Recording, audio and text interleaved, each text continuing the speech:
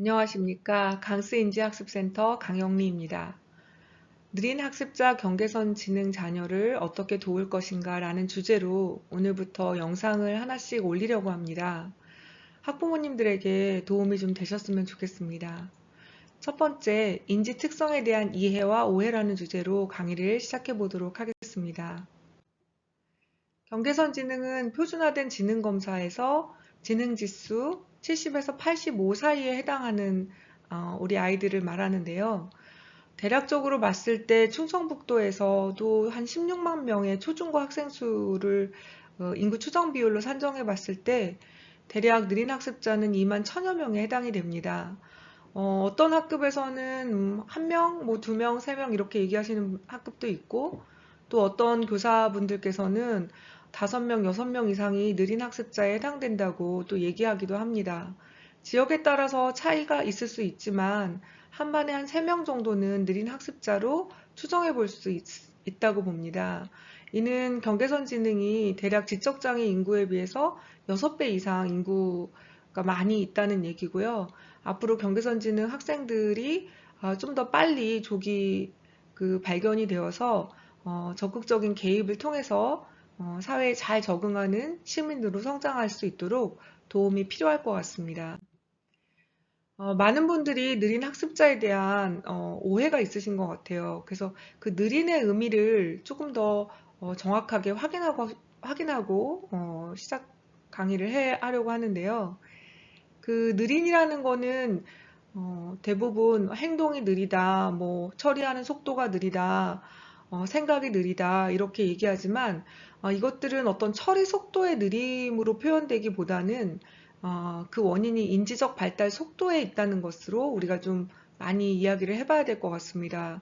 특히 느린 학습자 같은 경우에는 이 피아제의 인지 발달 단계에서 보시듯이 이 연령에 따라서 발달의 어떤 단계들이 좀 나뉘어지고 느린 학습자의 경우에는 구체적 조작기에 해당하는 기간이 좀 다른 친구들에 비해서 굉장히 길게 그 시간을 보내게 되는데 그 이유 중에 하나는 어떤 인지적인 발달이라고 할 수 있는 그 범주 안에 작업 기억 능력, 추상적 사고, 언어 이해력 이런 부분들이 천천히 발달된다는 것이 바로 그 특징이죠.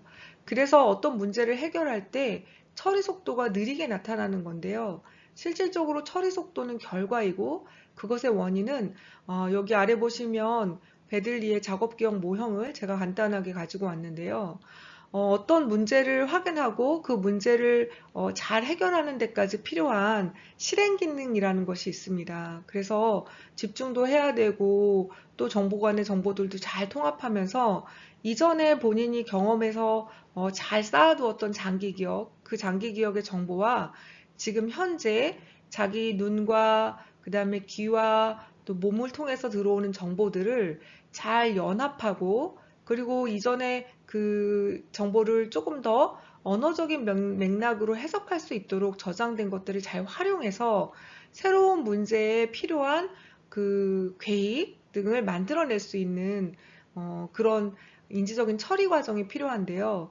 거기에서 우리 느린 학습자 경계선 지능 아이들이 그런 부분에 있어서 통합이나 연결이 매우 느리기 때문에 결국은 빠르게 문제를 해결해야 될 상황에서도 시작하지 못한다거나 아니면 처리할 때 옆에서 누군가가 도와주지 않으면 그 다음 단계로 진행하거나 자극 간의 연결을 좀 어려워해서 누락시킨다든지 아니면 그 누락된 정보 때문에 오해를 한다든지 그래서 이런 부분들이 많이 발생하게 됩니다.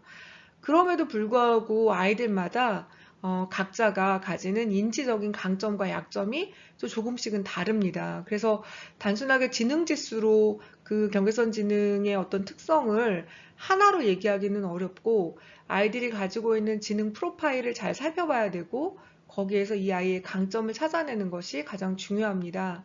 그래서 느리다라고 생각하기 때문에 주변에서는 이 아이가 조금 더 빠르게 하려면, 빠르게 쫓아가려면 어떻게 해야 되나라고 좀 걱정들을 하시면서 아이들을 돌보기 때문에 대부분 초등학교 1학년 때 굉장히 반복적인 학습에 노출되고 또 엄격하게 통제당하는 경우가 많습니다. 예를 들면은 뭐 받아쓰기를 해야 된다든지 한글을 떼야 된다든지 또 1, 2학년 때는 또 그 단순한 연산들, 기초학습 기술들을 배우면서 엄격한 학습 환경, 또 엄격한 통제, 되고 안 되고를 굉장히 엄격하게 이렇게 그 지도하시는 경우가 많아요. 물론 아이들이 혹시 밖에 나가서 실수를 통해서 또 더 많은 상처를 입거나 아니면 혼자서 낙오낸다는 느낌을 덜 받게 하기 위해서 굉장히 열심히 도와주시기는 하시는데 이게 결국은 스스로 어떤 문제를 해결하는 상황으로 전이가 잘 되지 않아요. 그래서 그런 부분들 때문에 오히려 아이가 학습에 대한 저항감을 많이 갖게 됩니다. 그래서 이 느린의 의미를 발달 문제보다는 처리의 문제로 오해하는 경우 이런 반복 학습이나 보호 통제의 어떤 욕구, 부모님이 그런 욕구를 더 많이 가지실 수 있다는 것을 우리가 함께 이야기를 나누어 보았습니다.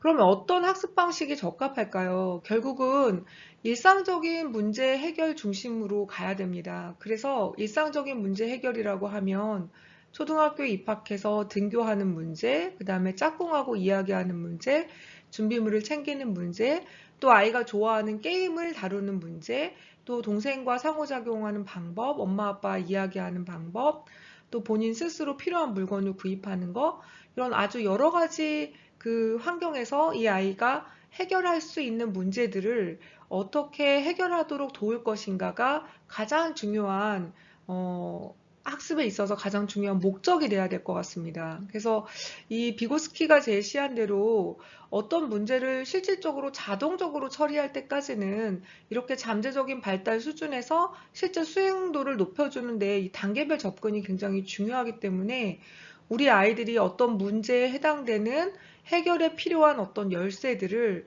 잘 활용하고 그것들을 연결하고 통합해 나감으로써 본인이 어떤 문제에 있어서 주도적인 해결에 대한 경험, 이런 경험들을 할 수 있도록 돕는 것이 매우 중요합니다. 이런 중요한 어떤 그 학습 과정에 대한 노출이 초등학교 1, 2학년 때 만약에 실패하게 된다면 공부를 굉장히 힘들어하고 또 친구들과 이야기하는 걸 굉장히 두려워하고 또 엄마에게 실수하는 걸 들키고 이런 것들을 너무너무 두려워한다면 이 아이들이 이제 숨게 되거든요. 그랬을 때는 겉으로는 드러나지 않지만 정서 행동적인 부분에서 아이가 더 건강하고 즐겁게 지낼 수 있는 부분을 굉장히 위협하게 됩니다. 그래서 이런 부분들을 앞으로 이 강의를 통해서 함께 이야기를 나누어 보고자 합니다. 자, 오늘 첫 번째 시간으로 어떻게 도울 것인가에 대한 주제로 이야기를 해봤습니다. 여러분들이 앞으로 제 강의에 많이 참여하셔서 또 아이를 돌보는데 어떤 아이디어들을 가지실 수 있도록 열심히 영상을 만들어서 올리도록 하겠습니다. 감사합니다.